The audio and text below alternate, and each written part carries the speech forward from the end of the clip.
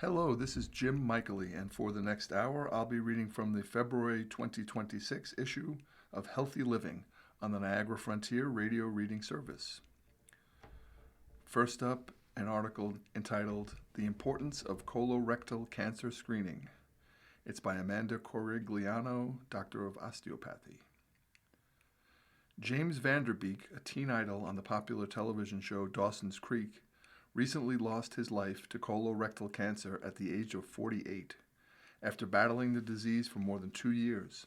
Sadly, the actor is not an anomaly, as colorectal cancer cases are rising rapidly among adults under 50, increasing roughly 2% annually and accounting for nearly 10% of all new diagnoses.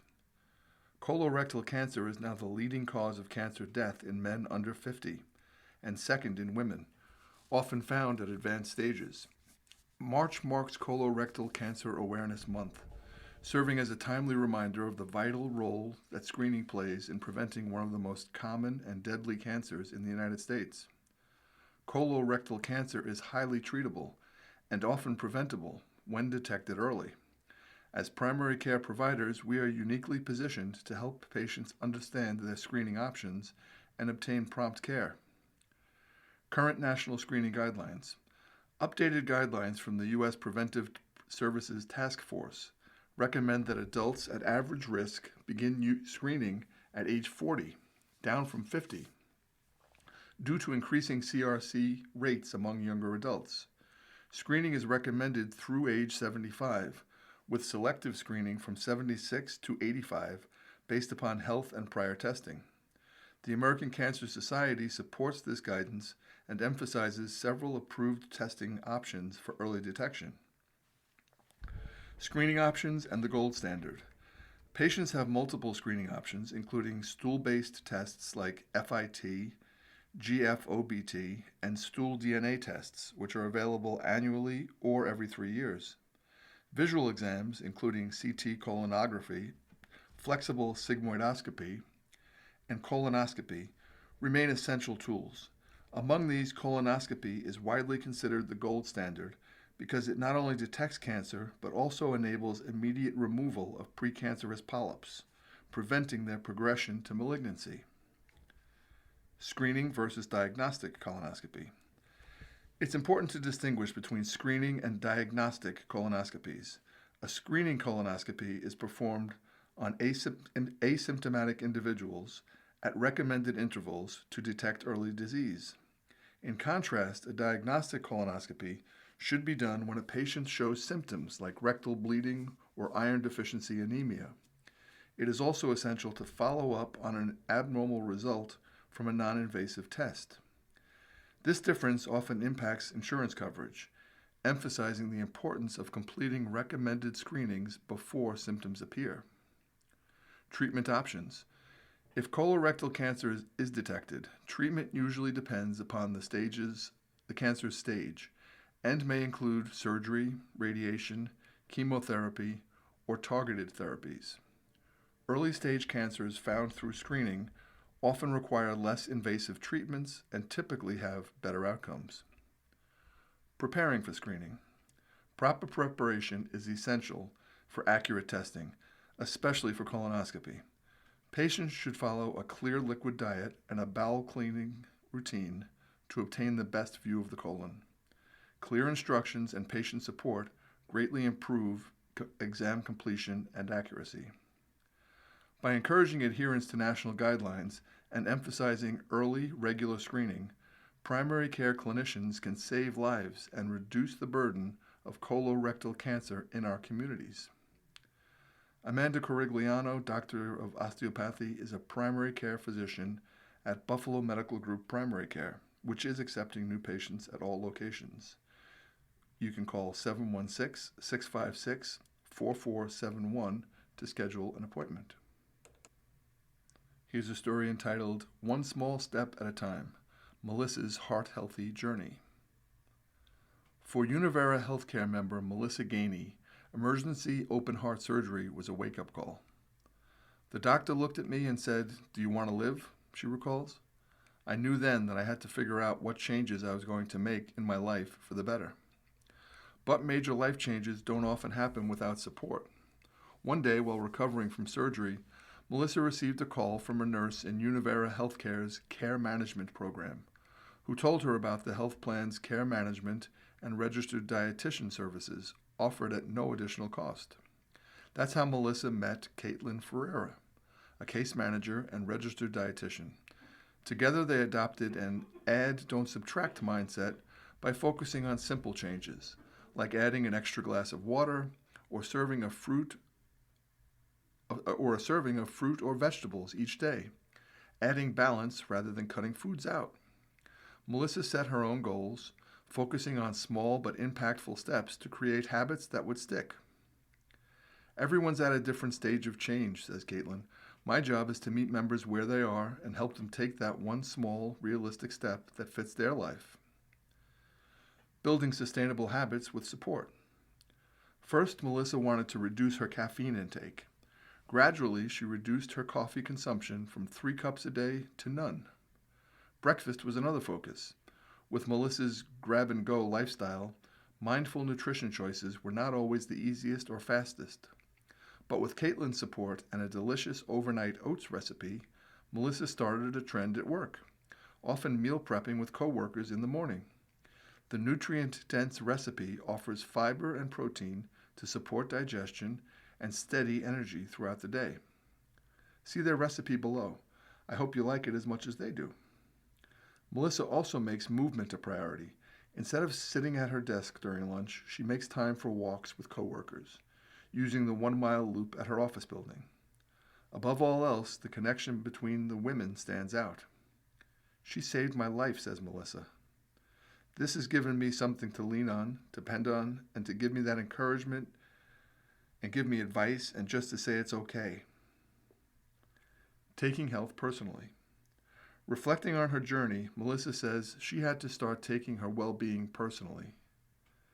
They say drink your water, make sure you're eating your vegetables, make sure you're eating protein.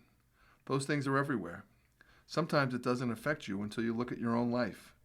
We have to start internalizing things. Your health is more than just a doctor's visit. You have to be an active participant in your health. This story is titled, Is Multiple Myeloma Hereditary? Courtesy of Roswell Park Cancer Talk blog. Until recently, multiple myeloma has not been considered hereditary, though there are familial risks for developing the rare blood cancer. But an unprecedented genetic study led by Keenan O'Neill, MD, PhD, Chief of Clinical Genomics at Roswell Park Comprehensive Cancer Center, has definitively associated the risk of multiple myeloma in some individuals with inherited differences in their BRCA1 and BRCA2 genes. Myeloma is a rare blood cancer that affects plasma cells. Plasma cells are a type of white blood cell. When these cells multiply uncontrollably and become cancerous, they crowd out your healthy cells. Abnormal plasma cells are called myeloma, and when they build up in multiple locations in your bone marrow, the soft matter inside your bones, where most of the body's blood cells are made, the disease is called multiple myeloma. Risk factors among your family. Some cancers result from gene mutations that cause cells to grow erratically. Before Dr. O'Neill's discovery, gene mutations associated with multiple myeloma were considered a predisposition to the disease among first-degree relatives, rather than an inherited genetic anomaly. There is a 4 times higher risk of being diagnosed among first-degree relatives, explains Roswell Park's Jens Hillengrass, MD, PhD, Chief of Myeloma. Other known risk factors for developing multiple myeloma include obesity, gender, males are more commonly diagnosed than females, exposure to radiation, alcohol use, smoking tobacco, and being of African heritage or descent. African Americans have a higher risk. Myeloma is always preceded by an asymptomatic blood disorder called monoclonal gammopathy of undetermined significance, which is abbreviated as MGUS. MGUS is also considered a risk factor for myeloma and occurs more often in African Americans. According to current estimates, by 2034, roughly 24% of newly diagnosed multiple myeloma cases in the United States are expected to be among African Americans. This means that by 2034, nearly 1 in 4 new multiple myeloma patients will be African American. African Americans with a family history of multiple myeloma also have a higher risk of developing the cancer than their white counterparts with multiple myeloma in their family history. Studies show that the disparity extends to people of African heritage in multiple countries. New therapies at Roswell Park offer hope. New treatments have increased the survival rate of multiple myeloma from 35% in 2000 to 50% in 2020. The current standard of care for multiple myeloma is treatment with a combination of 3 or 4 drugs, which may include chemotherapy, immunotherapy, proteasome inhibitors, monoclonal antibodies, steroids, and other therapies. Dr. Hillengass believes novel cellular therapies now available at Roswell Park are challenging the outlook for people diagnosed with multiple myeloma. Cellular therapy uses living cells rather than pharmaceutical compounds to destroy cancer cells and often uses patients' own cells as the drug, Dr. Hillengass says. We are getting closer to a cure, especially with our new focus on cellular therapies. March is Multiple Myeloma Awareness Month. For more resources and expert advice, visit www.roswellpark.org/lung or call 1-800-ROSWELL, which is 1-800-767-9355. There's a small ad on this page for the Brothers of Mercy Wellness Campus.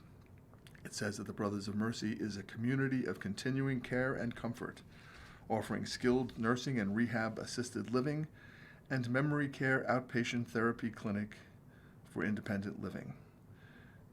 The website is brothersofmercy.org, and the phone number is 716-759-6985. There's also an ad for Roswell Park Comprehensive Cancer Center with a quote from Dr. Rainier Brentjens, who's the deputy director. That quote says, "Patients want to make sure that they are getting the best treatment that they can get anywhere. At Roswell Park, we are at the forefront of new cancer therapies. They know with full confidence they are getting the best cancer care available. If someone you love hears it's cancer, please ask them to spend just one day with us before they make any surgery or treatment decisions." And please visit, the website is justonedaywithus.org or call 1-800-ROSWELL. That number is 1-800-767-9355, and that will get you to Kim Sweeney and her team to assist. Here's an advertisement for the McGuire Group Absolute Care, Living Legends. They have 7 locations in Western New York, and they say that they are the right care at the right time to help you feel like you again. They offer PT, OT, and speech therapies for deconditioning, cardiac and respiratory, stroke and neurological, fractures, joint replacements, wound care, and more. You are listening to a reading of articles and features from Healthy Living on the Niagara Frontier Radio Reading Service. This story is titled Signs of Minor Brain Injuries. Mild traumatic brain injuries are more common than many realize. While many know about concussions among competitive athletes, you don't have to play a sport to experience a mild traumatic brain injury. Anyone can experience a minor traumatic brain injury, which is also called a TBI. A 2019 study published in the journal GAMA Insights noted that mild traumatic brain injuries are the most common type of TBI. Despite their classification as mild, MTBIs can cause physical, cognitive, and social or emotional symptoms. Recognizing the signs of MTBIs may encourage individuals with these injuries to seek medical care, which can help make life more manageable until symptoms improve. Physical symptoms. The physical symptoms of an MTBI can affect balance, vision, and other functions. Such symptoms include bothered by light or noise. The Optometrists Network, ON, reports that 40% of individuals who have suffered a brain injury are sensitive to light. Dizziness or balance problems. The Model Systems Knowledge Translation Center, MSKTC, reports that balance issues are common among people who have experienced TBI. A TBI can affect parts of the brain that control movement, which can make it hard for people to maintain their balance. Feeling tired, no energy. The Brain Injury Association of America reports that 98% of people who have experienced a TBI have some form of fatigue. Many say it is the most challenging symptom they experience after a TBI. Headache. The MSKTC notes that headaches like migraines, tension headaches, and cervicogenic headaches, which can start in the neck, shoulders, and back of the head before traveling over the top of the head, are common after a TBI. Nausea or vomiting. This is common, particularly in the immediate aftermath of suffering the injury. Vision problems. The ON notes that blurred or double vision, difficulty with eye movements, focus issues, and tracking difficulties are common vision problems associated with TBIs. Cognitive issues. Some people experience cognitive problems after a TBI that impact thinking and memory. These issues may include difficulties concentrating, feeling slowed down, experiencing foggy or groggy sensations, having trouble with short or long-term memory, and struggling to think clearly. Social or emotional issues. After a TBI, people may experience various social or emotional symptoms. The Brain Injury Association states that these occur because TBIs can damage parts of the brain that regulate emotions. Others may develop these symptoms due to living with the effects of the TBI. After a TBI, individuals might feel anxious and nervous, irritable, emotional, easily angered, and sad. The BIA notes that anyone experiencing social or emotional symptoms after a TBI can see a clinical neuropsychologist or a clinical psychologist to evaluate their condition and create coping strategies that may be crucial in managing these symptoms.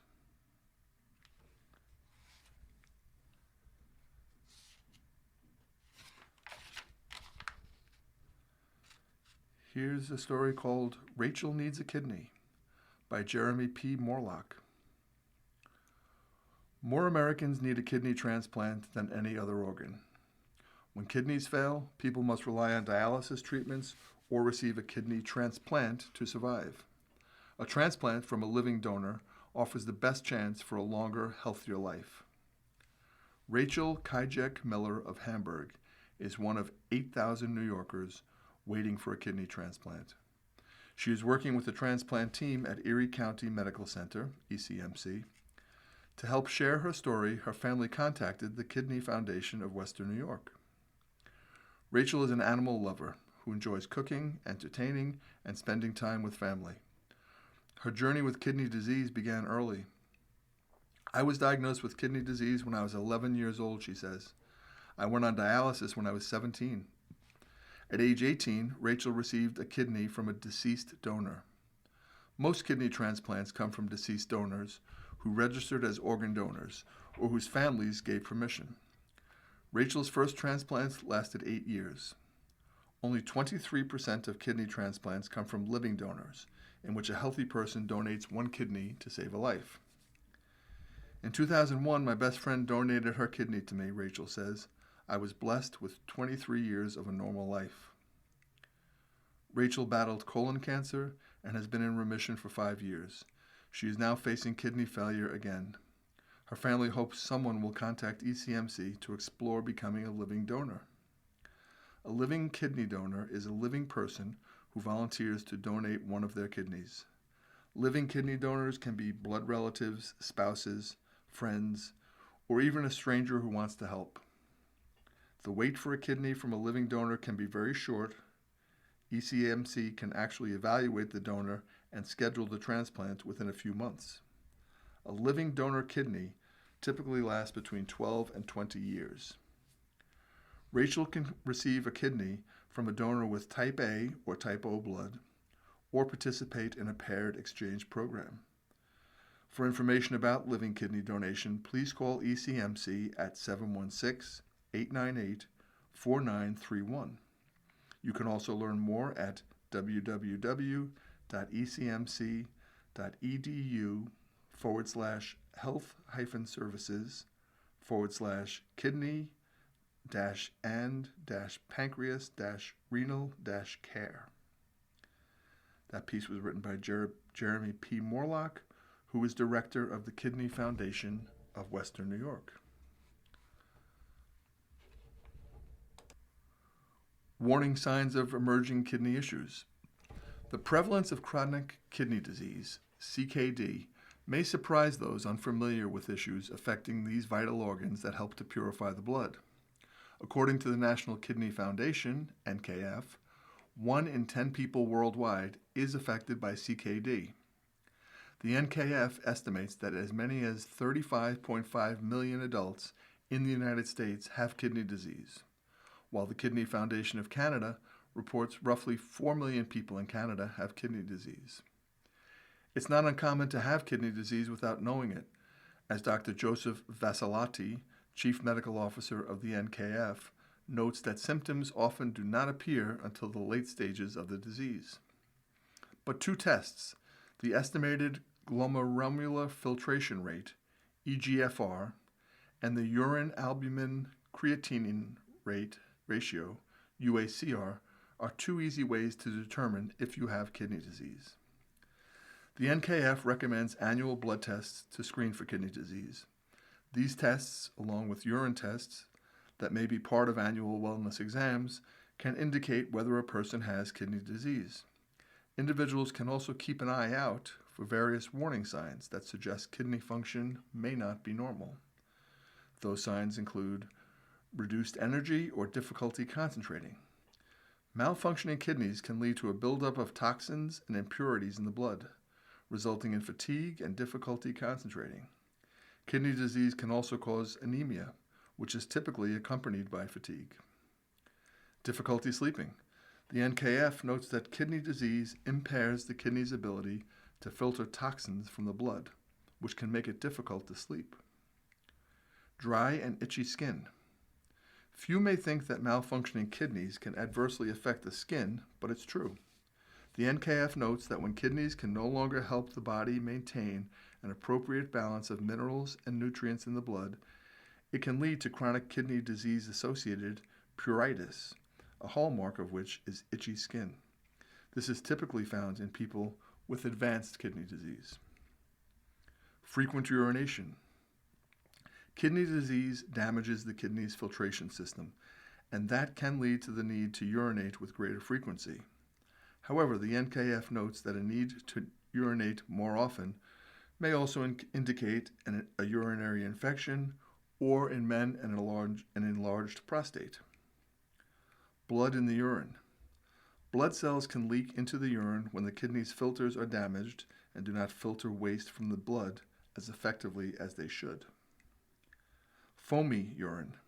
The NKF notes that kidney disease sometimes produces urine so foamy that a toilet must be flushed several times before the bubbles go away. The presence of foam indicates that a protein called albumin is in the urine. Additional signs that you might have CKD include persistent puffiness around the eyes, swollen ankles and feet, loss of appetite, and muscle cramping. Each of these symptoms may also indicate other health issues, so each should be brought to a physician's attention. CKD is a global health problem, and individuals may need to be their own first line of defense. More information is available at www.kidney.org. There is a clinical trial opportunity for head and neck cancer survivors with dry mouth. Erie County Medical Center is recruiting head and neck cancer survivors for the Aqua X2 gene therapy study. The goal of this clinical research study is to determine how effective a new study drug, AAV2-HAQPI, is at helping with dry mouth, xerostomia, which is caused by radiation therapy. Xerostomia is when a person complains of a dry mouth. This can happen when the salivary glands do not produce enough saliva. This can be caused by damage from radiation therapy for head and neck cancer treatment. Xerostomia side effects may include difficulty eating, chewing and speaking, oral pain, sore throat, difficulty sleeping, inability to exercise, dental caries, which is tooth decay, inability to wear dentures, oral yeast infections, and oral burning. The purpose of this study is to see if the investigational gene therapy AAV2-HAQP1, which is the study drug, has an effect on dry mouth symptoms and the amount of saliva produced. There are 13 study visits. These are comprised of 3 screening visits to determine eligibility, 1 dosing visit to receive the gene therapy or placebo, and 9 follow-up visits to monitor health and safety. Participants will be in this study for 1 year. They will be randomly assigned, which happens by chance like flipping a coin, to one of 3 study conditions. 2 groups will receive different concentrations of the study drug, and the third group will receive a placebo, which looks like the study drug but does not contain any active medication. Those that receive the placebo will have the opportunity to receive the study drug once they complete the study and to enroll in the subsequent long-term follow-up study, should they continue to remain eligible for treatment. Throughout the study, participants will complete physical exams, surveys, saliva and urine collections, and blood draw collections. At the end of the study, participants will be encouraged to enroll in a separate long-term follow-up study which will ensure that the health of the participants is monitored for a total of 5 years after receiving the study drug. And that goes on to say if you qualify for that, the qualifications are: it must be at least 3 years since your last radiation treatment. You must be suffering from moderate to severe xerostomia, which is dry mouth. You must be free from recurrence of your cancer and never had another form of cancer. You cannot be an active smoker and may not have used any tobacco product, including vaping, in the past 3 years. You cannot have uncontrolled diabetes. And then it says if you want more information, you can call 716-898-5712. Again, that's 716-898-5712, which is ECMC's Center for Cancer Care Center.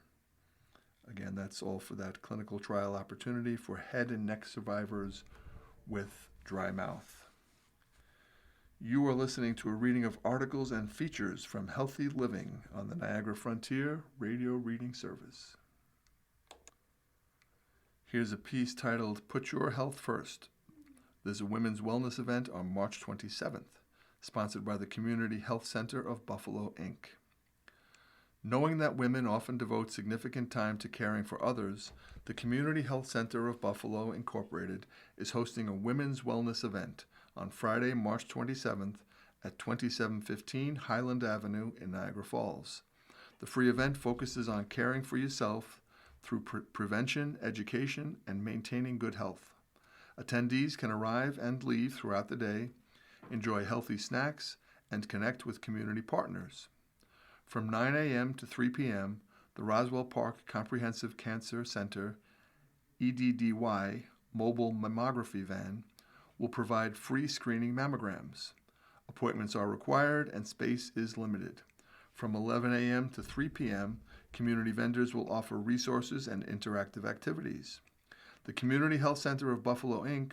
will also offer health screenings and information about services, including women's health and family planning, behavioral health, and STI screenings, because prevention is key and early detection often makes treatment easier. Events like this help eliminate barriers and improve access to care. Additional activities at the event include A local yoga instructor will give mini demonstrations throughout the event, sharing simple stress reduction techniques. The Niagara Arts and Cultural Center will provide arts and wellness resources, along with creative projects that guests can do on site or take home. The Feed More Western New York Farm Market Truck will offer fresh food options and helpful nutrition information. Financial wellness resources will be available through Bank on Buffalo. The Community Health Center of Buffalo, Inc. proudly serves all patients, regardless of their ability to pay. With locations in Buffalo, Cheektowaga, Niagara Falls, and Lockport, its mission is to provide high-quality, compassionate care for everyone. For more details about the Women's Wellness event, call 716-986-9199, extension 5007. Next up, dry eye, a common condition and what helps. This is courtesy of Eye Care and Vision Associates. Dry eye is a common, often chronic condition that happens when the eyes don't produce enough tears or when tears evaporate too quickly. According to the ophthalmologists at Eye Care and Vision Associates, this imbalance can cause symptoms such as burning, stinging, redness, a gritty sensation, blurred vision, and eye strain. If left untreated, dry eye can increase the risk of eye infections, inflammation, and corneal damage. Although dry eye cannot always be cured, it can usually be managed with a combination of self-care strategies, over-the-counter products, and prescription treatments when necessary.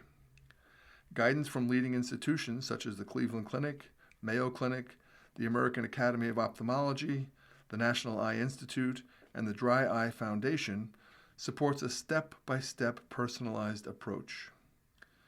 Eyelid hygiene. Using warm compresses for approximately 10 minutes can stimulate the oil glands along the eyelids, thereby improving tear quality. This should be followed by gentle eyelid massage and careful lid cleaning. However, ophthalmologists warn against excessive heat, as it can damage delicate ocular structures. Hydration and nutrition also contribute to eye health. Tears primarily consist of water and oils, and while adequate fluid intake supports overall well-being, research indicates that hydration alone may not alleviate dry eye symptoms. Diets rich in omega-3 fatty acids, vitamins A, C, and E, antioxidants, and anti-inflammatory agents such as curcumin can promote tear production and maintain ocular surface health. Environmental and lifestyle adjustments. Environmental triggers, including dry air, smoke, wind, and prolonged screen time, are well-known contributors to dry eye. Using a humidifier, avoiding direct drafts of air, wearing wraparound sunglasses outdoors, and following the 20-20 rule during screen use, which means that every 20 minutes you should look 20 feet away for 20 seconds, can help significantly reduce symptoms. Eye drops, medications, and medical care. Over-the-counter artificial tears are essential for managing dry eye. Preservative-free formulas are recommended for frequent use, as preservatives can worsen irritation over time. Gel drops and nighttime ointments may provide longer-lasting relief, especially during sleep. Redness-reducing drops, however, are generally discouraged. Certain medications, including antihistamines, beta blockers, diuretics, and some anti-inflammatory drugs, can cause dry eye. Reviewing your medications with a healthcare provider may identify modifiable causes. When symptoms disrupt daily life, prescription treatments such as cyclosporine eye drops, punctal plugs, in-office gland therapies, or specialized contact lenses might be recommended. Emotional and social support is important. Dry eye can significantly affect quality of life and emotional health. The Dry Eye Foundation emphasizes the importance of peer support through online communities, educational resources, and helplines for those managing this chronic condition. Dry eye is common, manageable, and often multifactorial. Thoughtful self-care, environmental improvements, and prompt medical advice can help maintain eye comfort, clear vision, and overall quality of life. If symptoms persist or worsen, consulting an ophthalmologist is crucial. To make an appointment to see an eye care specialist nearest to your home, you can visit Eye Care and Vision Associates at www.ecvaeyecare.com or call 716-631-3937. This story is entitled Vaccines During Pregnancy: What to Know, Who to Ask, and Where to Go. It's by Karen Crowley, who is a DNP, APRN-BC, WHNP, ANP, CNE, with the Association of Women's Health, Obstetric, and Neonatal Nurses. Pregnancy is more than preparing for delivery. It's also the first opportunity to protect your baby's health. Maternal vaccines, including respiratory syncytial virus, flu, TDAP, and COVID-19, not only help protect you from severe disease, but also help your body create immunity for your baby. This early protection is especially important in your newborn's first months of life, when they are the most vulnerable.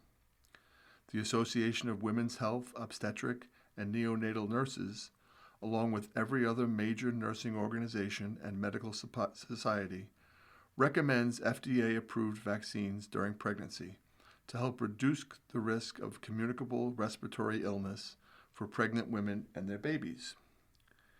Here's important information about each of them. Flu. The flu vaccine can be administered at any stage of pregnancy and helps reduce the risk of severe illness, hospitalization, and pneumonia.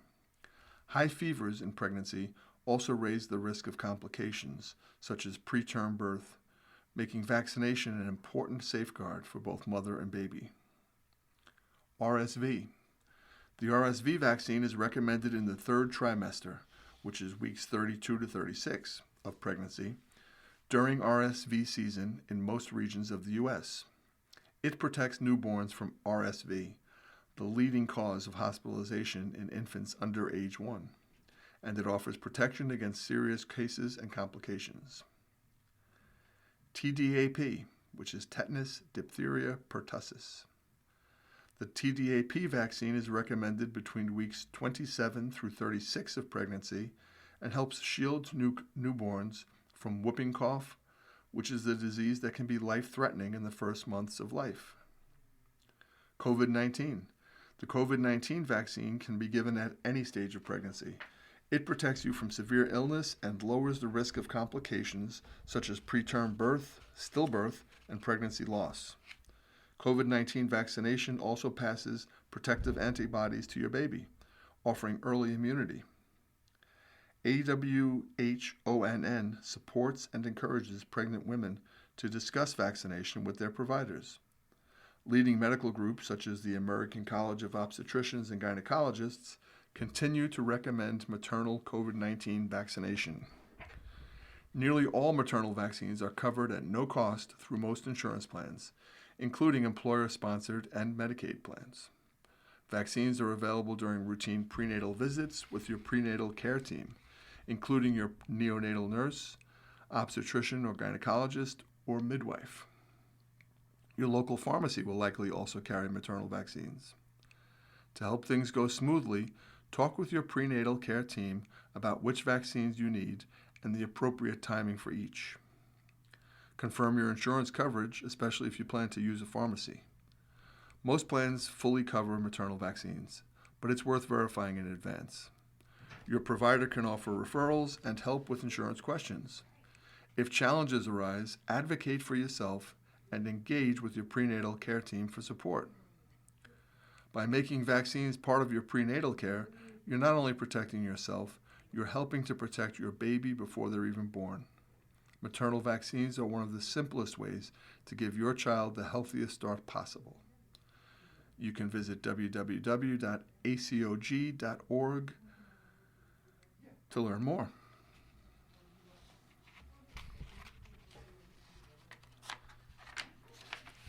Next up, the uglier side of shingles. I didn't know that there was a non-ugly side. Local acupuncture clinic is treating shingles and post-shingles complications with amazing results. This is an advertisement. Mothers have described it as a pain worse than labor. Others compare it to passing a kidney stone. Postherpetic neuralgia, PHN, is a complication following a bout of shingles and is often ranked in the top 5 most painful things a human can experience in their lifetime. Affecting more than 18% of shingles patients, PHN causes you to experience the pain of active shingles for longer than 3 months, and in some cases, years after the rash has dissipated. Jeff L. of Akron, New York, shares his story. I had been diagnosed with shingles, and I thought it was going to be like the flu or any other virus. I'd have it and then get over it. 2 months later, the blisters were gone, but the pain was so intense I was begging them to put me in the hospital and just put me out. During shingles, the virus injures nerves in and around the skin where the rash and blisters occur. Your immune system eventually suppresses the virus, and the rash and blisters disappear. Unfortunately, nerve damage often disrupts the function of your nervous system, and the damaged nerves send random, uncontrolled pain signals to the brain, causing lasting, debilitating pain. I couldn't sleep, said Joel, almost in tears. I was always in pain. I couldn't get out of the house. I thought it was going to kill me. PHN pain has been described as burning, throbbing, stabbing, and gnawing. Even worse, it tends to escalate to unbearable levels, episodes that Jeff referred to as seizures. You can feel them coming on, so you know you're about to be in major pain, and there's nothing you can do about it.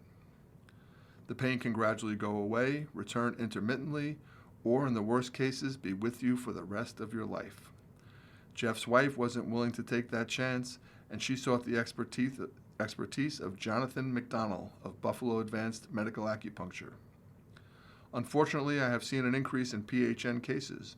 My PHN cases are some of the most tragic cases I've seen. The pain these people experience is unimaginable. Fortunately, I can offer them real hope.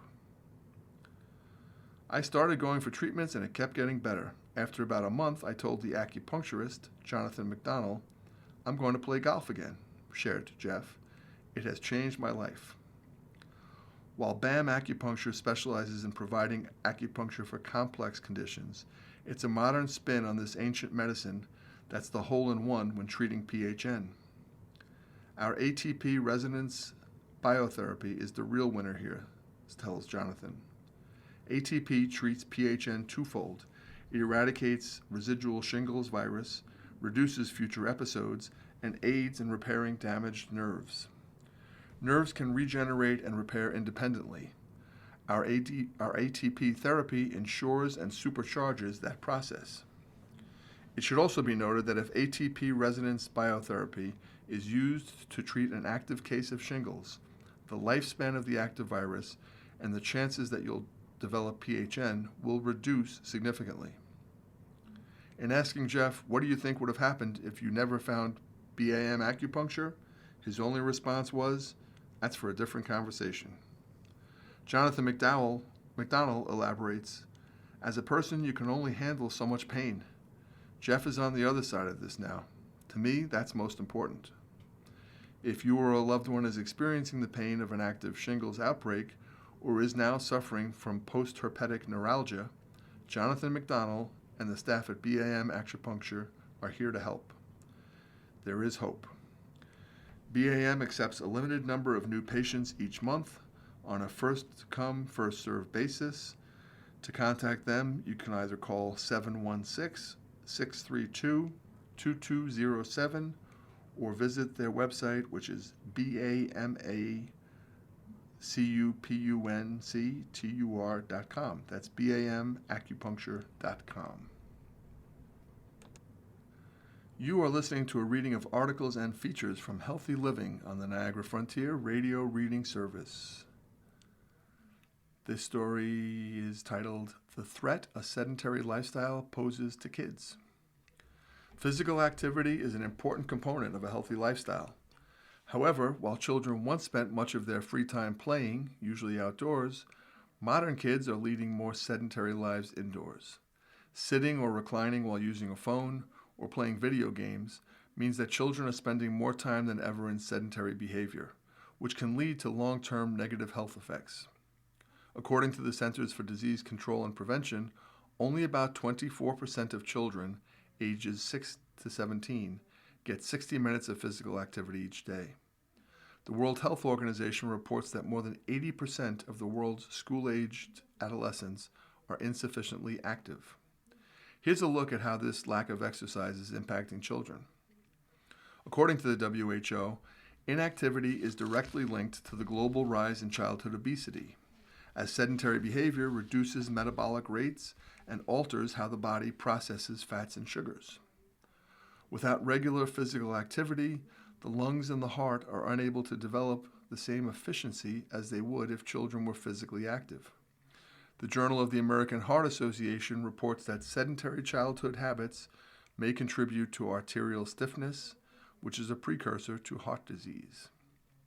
Sedentary children run the risk of entering adulthood with weaker bones and low bone density, potentially leading to orthopedic issues and higher rates of fractures. Physical activity releases neurotransmitters in the body, such as endorphins and dopamine. Without these natural mood boosters, sedentary children may be at an elevated risk for anxiety and depression. Reduced physical activity lowers blood flow to the brain and compromises cognitive health. Children can benefit from physical activity as it prevents against various health conditions that may arise in childhood and later life.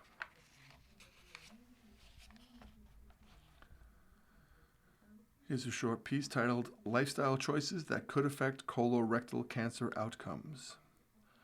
According to the World Health Organization, colorectal cancer is the third most common cancer and the second leading cause of cancer-related deaths globally each year. The American Institute for Cancer Research notes that lifestyle factors are among the main risk factors for colorectal cancer. However, when individuals embrace healthy lifestyle choices, they may be able to improve outcomes related to a colorectal cancer diagnosis. Physical activity. Routine physical activity has been linked to a reduced risk for chronic diseases and improved mental health. The AICR notes that more physically active people have better health outcomes after a colorectal cancer diagnosis. While there's no guarantee that incorporating physical activity into a daily routine will improve outcomes, the benefits of regular exercise are profound. Diet. The AICR notes that people who eat 3 servings of whole grains each day lower their risk of colorectal cancer by 17%. Whole grains include quinoa, brown rice, oatmeal, whole wheat flour, and popcorn. However, people who have been treated for colorectal cancer may have difficulty consuming whole grains after treatment. In such cases, a gradual reintroduction of whole grains under the supervision of a health professional can help get people back on track. Sugary drinks. Sugary drinks have been associated with a number of negative health outcomes, including overweight and obesity, each of which is a risk factor for type 2 diabetes. The AICR also indicates that people who consume fewer sugary drinks have better health outcomes after being diagnosed with colorectal cancer. The AICR recommends that people consider reducing their consumption of sugary drinks. Colorectal cancer is a common and deadly form of cancer, but the right lifestyle choices may make a colorectal cancer diagnosis easier to overcome.